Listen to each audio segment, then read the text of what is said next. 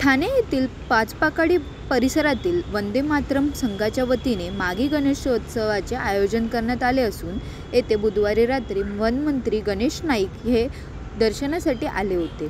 त्यावेळी त्यांनी पत्रकारांशी बोलताना जनता दरबाराबाबत भाष्य केले। ठाणे जिल्ह्याचा अधिकृत संपर्क मंत्री म्हणून माझी नेमणूक झाली आहे, तर पालघर जिल्ह्याचा मी पालकमंत्री आहे, असे नाईक म्हणाले। जनता दरबार कोणी कुठेही घेऊ शकतो। महायुतीच्या सर्व मंत्र्यांनी जिकडे पाहिजे तिकडे हा जनता दरबार घ्यावा। जनता दरबार म्हणजे लोकांच्या अडीअडचणी समजून घेणे आणि त्या दूर करणे, यात काहीच वावगं नाही, असे नाईक म्हणाले। उपमुख्यमंत्री एकनाथ शिंदे आणि अजित पवार यांच्या मंत्र्यांनीही सांगितले आहे की नवी मुंबईत जनता दरबार घ्या, असेही ते म्हणाले।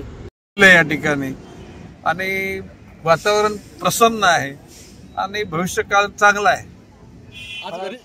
आज गणेश नाईक गणपती बाप्पाच्या दर्शनाला आले।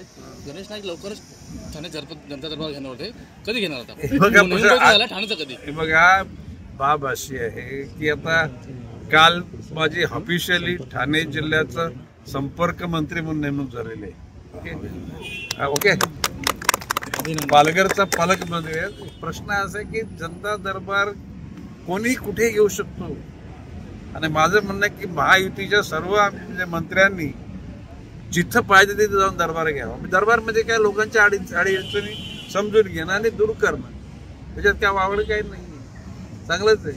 मी तर सगळ्यांना सांगितले, म्हणजे माननीय एकनाथजी शिंदे साहेबांच्या लोकांना सांगितले, मंत्र्यांना, मी नवी मुंबईत या पालघरमध्ये प्रत्येक तालुक्यात जा, अजितदादाच्या लोकांना मी सांगितले। शेवटी काय महायुतीचा विचार आहे ना, महाराष्ट्र थांबणार नाही आता।